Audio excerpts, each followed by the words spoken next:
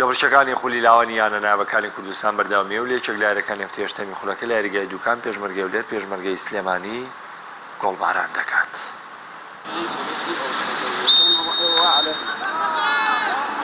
لە خولەی لاوانی نایابی یانەکانی کوردستان پێشمەرگەی سلێمانی بەنجامێکی گەورە دەدۆڕێت و شەڕی بەدەستهێنانی پلەی یەکەم و دووەمی ریزبەندی خولەکەشی لەدەستدا.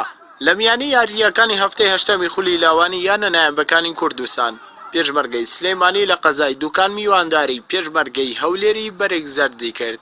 یاریەکە باسێکی بەهێز دەستی پێکرد بە تایبەتی یاریزانانی پێشمەرگەی سلێمانی، بەڵام ئەنجامەکە پێچەوانە بوویەوە کاتێک یوسف وریا لە خولێکی 16 یانەی میوانی بە گۆڵێک پێشخست.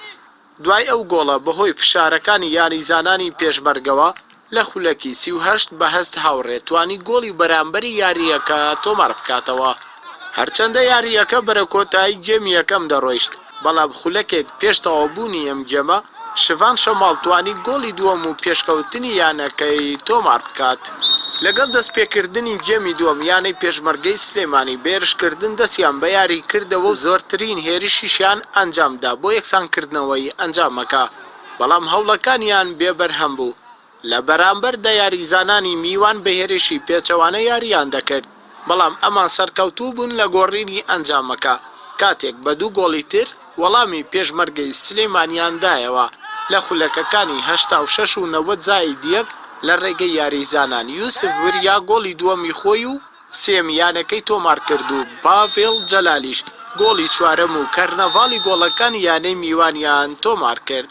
بەڵێ ڕاستەکەی کە سەرەتا ساڵ تیپەکەمان ڕێخستەوە ئامان زمانەوە بوو یەکەمی خولەکە بەدەستبێنین، بەڵام زۆر کاتەبینی باش یاریەکەی تۆ دۆڕێی خراپ یاریەکەی دوی بیتەوە شانسمان نەبوو.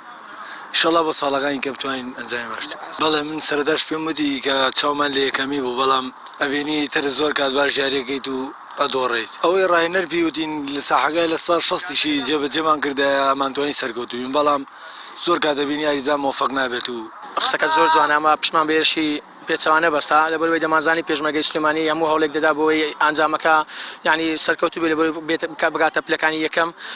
لەخوای بەزیاد یاریزانەکان ئەو ڕێنمایانەی کە پێماندا بوو جێبەجێیان کرد، خوای گەورە سەرکەوتوی کردی. بەخوای هەوڵ دەدەین ینی بیدایەتی خولەکەش ئامانجمانەوە کە لە ڕێزبەندەکانی پێشەوە بین تازە پێگەیشتوان و لاوان زیاتر بۆ پێگەاندنی یاریزانە، بەڵام لە ئەمە کاشدار خۆشە ئەنجامەتە بێ. تۆم ئەماوەچ پێم گوتە ئەوەیە لە ڕێزبەندەکانی پێشەوە بین. دوای دۆڕانە گەورەکەیان لاوانی پێشمەرگەی سلێمانی پلەی دووەمی ریزبەندی خولەکەی لە دەستدا و بە 13 خاڵدا بەزیە پلەی چوارەم و پێشمەرگەی هەولێری سەرکەوتە پلەی دووەمی ریزبەندی بە کۆکردنەوەی 14 خاڵ.